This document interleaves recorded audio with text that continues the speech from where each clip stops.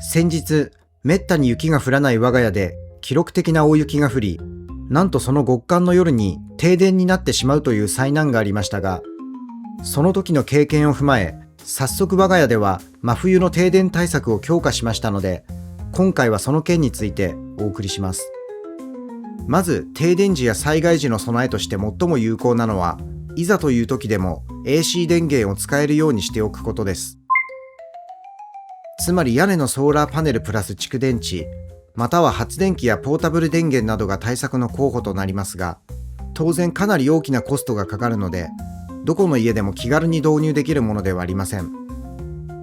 そこで前回の動画では、わずかな出費ですぐにでもできる対策として、DC 出力で最低限の電気を有効に使う、名付けて DC 停電対策を紹介しました。この対策はモバイルバッテリーの活用が主軸で、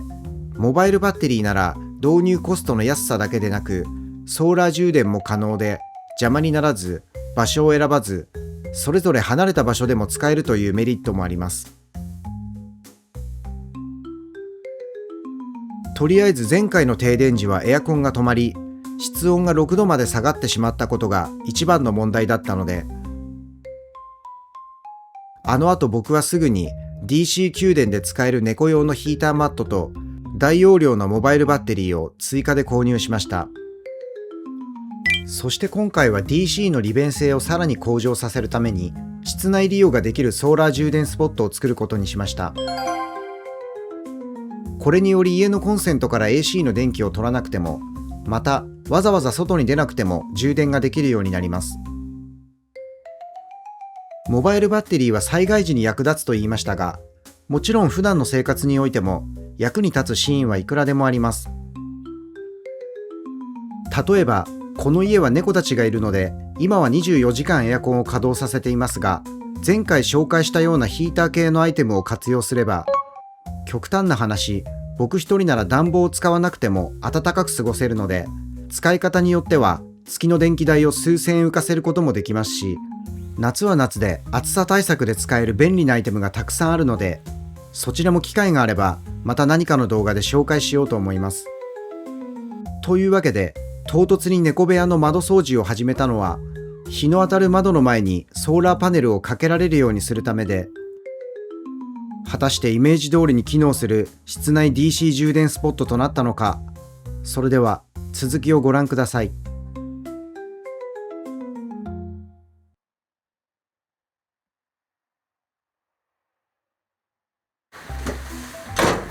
いしょ。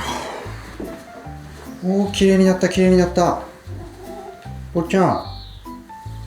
窓綺麗になったよ。はい、そうしたらここからが DIY なんですけど、先日の停電で思ったのは、うちみたいにね、停電で AC が使えなくなっちゃう家だと、やっぱりね DC、 特にモバイルバッテリーとかがねすごい活躍するので、モバイルバッテリーを、室内でもね AC の電気なしに充電できるようにしたいなということで、外にねソーラーパネル出すのが一番手っ取り早いんですけど、うちの中でもね気軽に普段もちっちゃいソーラーパネル使ってね、ここで充電ができたら便利だなということで考えたのが、ここはね日当たりがいいんで、この窓の前にポータブルソーラーパネルをかけられるようにしたいなということで、夏になったら太陽の高度が変わっちゃうから日が当たるかちょっとわからないんだけど、とりあえず今の季節なんかはすごい日が当たるので、ここにソーラーパネルをかけられるようにして、普段もね AC の電気なしにモバイルバッテリーを充電できるようにしようかなということで考えたのが、はい、こちらですね。こちら、まずはこのカーテンレールを窓枠の一番向こう、窓ギリギリのところに取り付けたいと思います。よいしょ。で、窓枠に直接打っちゃうんで、この金具はいらないから取っちゃいます。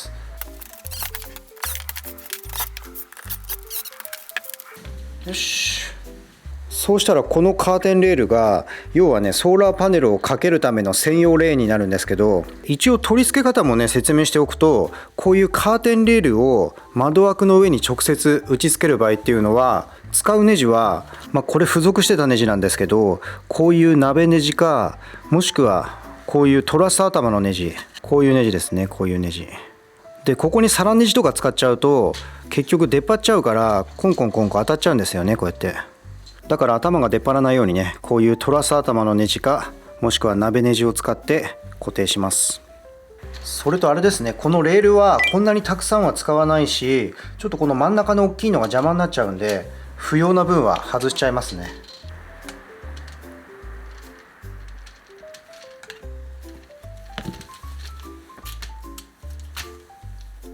で、数はね、一応直近では6個から8個あれば足りるんですけど、この先もしかしたらパネル増やすかもしれないんで、一応最大でパネルは8枚取り付けられる予定なんで、16個残しておきます。で、この真ん中はちょっとこれでっかいのは邪魔だから取っちゃって、でこれで1231516で、またキャップをつけて、よし。で、一応ね、これも予備で残しておきますけど、とりあえずこれだけは取りました。そうしたらこのカーテンレールを取り付けます。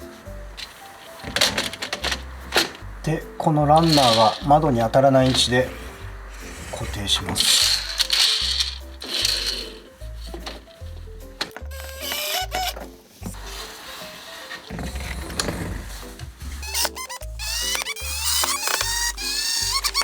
はい、こんな感じで取り付けできました。そうしたら今取り付けたソーラーパネルの専用レーンにこちらのソーラーパネルをかけてみたいと思うんですけど、これすごい厳選したソーラーパネルで、何を厳選したかっていうと、これ特にメーカー品とかじゃないんですけど、まずはこの面積がここにちょうどいいっていうのと、あとここにフックを引っ掛けるための穴が開いてるっていうのと、あとはね、後ろのこの向きにポッケがついてるっていうのがね、これがここで使うにはすごいベストなんですよね。それとコードもすぐ隣につけられるんで、ここにポッケがあるとここで釣って、でここからコード出して、でここにモバイルバッテリーとかスマホを入れて充電ができるんで、これが全部揃ってるのがね、これしかなかったんですよ。でこれ値段はね1枚3000円だったんで、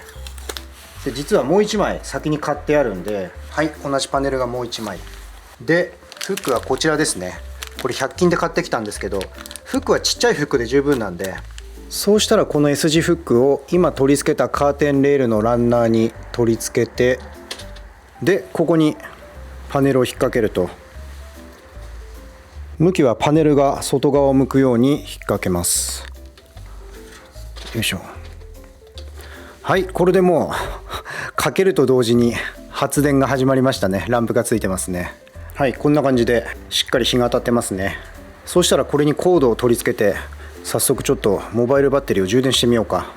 でこれはね、上と下にコードを接続できるようになってて、上がタイプ A で下がタイプ C なんですけど、とりあえず上のタイプ A に接続します。よいしょ。で来ましたね。これねちょっと小さくて見えづらいですけど、ワット数が表示されてるんですよね。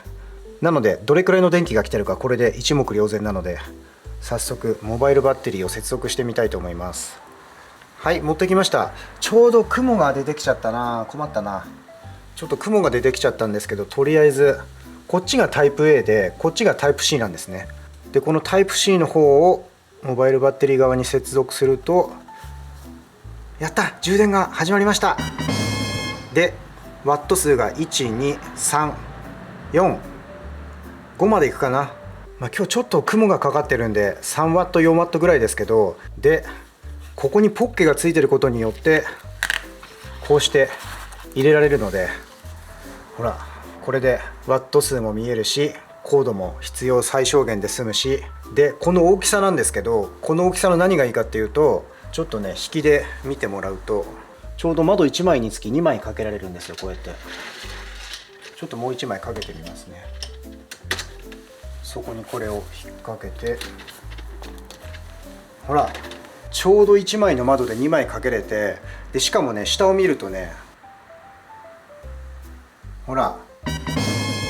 猫たちの視界と日差しを邪魔しないの。こんな感じで猫たちも普通にお外見れるし、日向ぼっこもできるし、なおかつここでモバイルバッテリーとかスマホの充電ができちゃうと。いやー、やった、思った通りにできた。坊ちゃんね。じゃあもう一つ充電してみようか。まずはここにタイプ A のコードを挿して、モバイルバッテリーはこのポッケの中で、こっちのタイプ C 側をモバイルバッテリーに接続。やった、充電が始まりました。ただちょっと曇ってきちゃったな。曇ってきちゃってちょっと0ワットになっちゃったけど、一応ねこれ40ワットパネルっていうことになってるんですけど、基本的にねソーラーパネルのこのポータブル型、こういうのってね、その表示されてるワット数は絶対出ないので、理論値とかそういうので掲載してるんでね、だいたいねこれだとマックスで78出てればいいところかなって思うんですよね。でも78出てれば十分モバイルバッテリーとかスマホなんかね充電できちゃうんで。でちなみにねこれもタイプ C タイプ C の短いケーブルで、ちょっとつけてみようか。よいしょ。タイプ C はタイプ A と違って表裏がないんで、どっちでも入るんで、今日こんな感じでちょっとねもう太陽が隠れちゃってるんで、発電が今もう1ワットしか出てないんだけど、太陽が出てれば間違いなく5ワットは出るんで、これをもしあれだったらもう少しね買い足していけば最大で12345678枚かけられますね。でこれカーテンレールだと何がいいかっていうと、うちの場合はこっちから太陽が上がってこっちに沈むので、最初に日が当たるのがねここなんですよね、このパネルで。だんだんこうやって日がね全体に当たっていくんだけど、で夕方はこっちですね。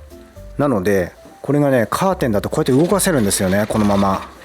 夕方になったらこっちにこうやってね、これならね太陽の向きに合わせてどこでもパネルをスーッと動かせると。ほらこれめっちゃ便利だわこれね、坊ちゃん。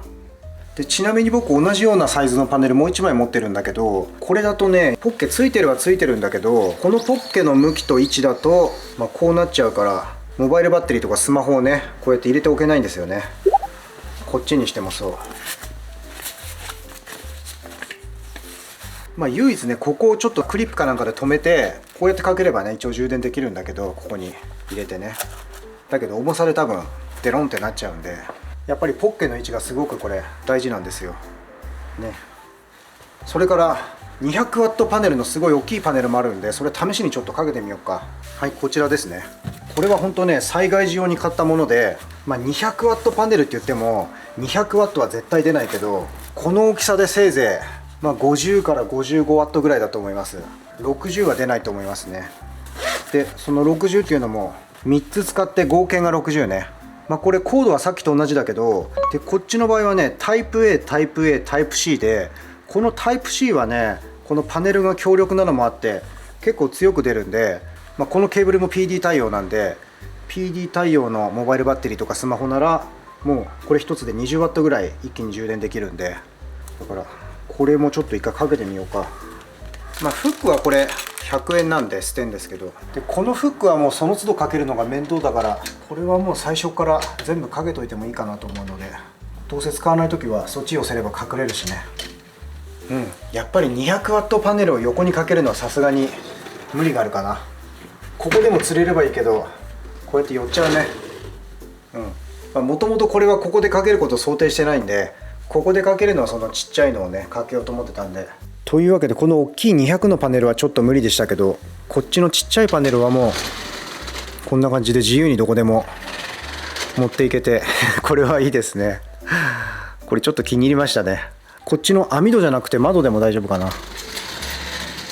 この窓の前でもしっかり充電できますね。窓を挟んでても網戸を挟んでても問題なく充電はされることが分かりました。もちろんカーテンの開閉も問題ないし、スマホもここにこうやって入れて、でこれを差し替えればスマホも0円充電ができると。はい、今日は2月22日設置の翌日になるんですけど、今日も天気がいいからまたねちょっとぶら下げてるんですけど、やっぱりここだと4ワット5ワットぐらいですね出るのが。だけどちょっと上の方がね日陰になってるんで、ちょっと下ろしてみるとほら7ワットだからパネルとしてのポテンシャルはね5ワットじゃなくてもっと出るみたいなんだけど、一応昨日の夜ね、このパネル同じのをさらに2枚買い足して、このパネル4枚になったんで4枚ぶら下げられるようになりました。でこれからはちょっとね、我が家の DC 家電を増やそうかなと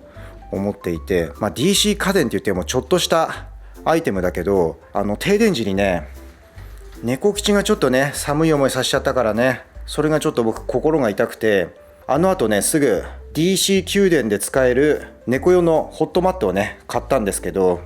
でそれもこの動画と一緒に紹介したかったんですけど、全然届かなくて、で問い合わせたらね、なんと発送が4月になるということで、だからまだ1ヶ月ぐらい届かないから、ちょっと今回ね紹介できなかったんですけど、それもねまたいずれ紹介できたらしようかなと思ってます。でちなみに今日ね猫の日なんですけど、あずきとさくらが帰ってきてね、猫たちが全員揃いました。猫の日に猫たちが揃いましたちなみにこのタイプ C からタイプ C のケーブルで、このタイプ C の下のポートから接続したらどうなるんだろう。でちょっとこれだけだと届かないんで、向き的にちょっと上から挿すような感じだと、こういう向きの変換コネクタがあった方が挿しやすいんで、ちょっとこれを接続しますけど、で上からこうやって接続して、はい、これでタイプ C のポートからつないだんですけど、これでかけると、でも変わらないですね。 4W ですね。 4W、PD 充電はちょっと今できてない感じですね。だけど今の季節だとちょっとね、上のパネル1枚分は日陰になっちゃうみたいなんで、これを全面日に当てたらどうなるかな。でも 6W だから変わらないか。タイプ A ポートから充電するのとほとんど変わらないかな。多分これ外に出して直接日に当てればもうちょっと上がるのかな。はい、こんな感じで直接外に出すと、だいたい 8W で、ちょっと角度いい感じでつけると 9W まで上がりますね。だけど室内から窓挟んでも 6W、7W 出るんで、十分モバイルバッテリーとかスマホは充電できますね、室内からでもね。というわけで、停電時の対策の仕方っていろいろあると思うんですけど、もちろん一番理想的なのは停電時でもね AC の電気が使えるっていうのが一番困らなくて便利で、猫たちも快適に過ごせるんですけど、なかなかね、例えばお家の屋根にソーラーパネルを設置してる家でも蓄電池を入れてない家ってすごく多いので、あれ入れちゃうとね、投資のコストを回収するっていう意味では回収が難しくなっちゃうので、あれはもうね安心を買うようなものなんでね。だから AC の電気を使うならポータブル電源を使うのが一番現実的な選択ではあるんですけど、だけどそれでもね、やっぱり容量によっては10万円をね超えてきちゃったりするので、それならこういうモバイルバッテリーでちょっとした DC の家電を使うっていうのが一番安上がりで、すぐにでもね始められる方法ではあるんで、こうやっていちいち外に出なくても家の中で気軽に充電できるようにしてみました。このね大きいモバイルバッテリーだったら1回家の電気で充電するとね、やっぱり何円かかかるんで、これで充電するとね、今回いろいろね購入してるんで、この電気代を浮かせるっていうのはちょっと目的がまた違うから、それで考えるのはまたねちょっと話が変わってきちゃうんだけど、やっぱりこれはねもしもの時の保険みたいなものなんでね。今日風強いね坊ちゃん。これで少し安心度が増したかなという感じです。はい、というわけで、これからまたパネルとモバイルバッテリーと、あと猫用のホットマットが届くんで、それで今できる対策としてはとりあえずはいいかな。そんな感じでこれからも猫たちをしっかり守っていきたいと思いますね。皆様もぜひ何かできる対策があれば、今日の動画ね少しでも参考になるところがあればいいなと思います。というわけで今回も最後までご視聴いただきありがとうございました。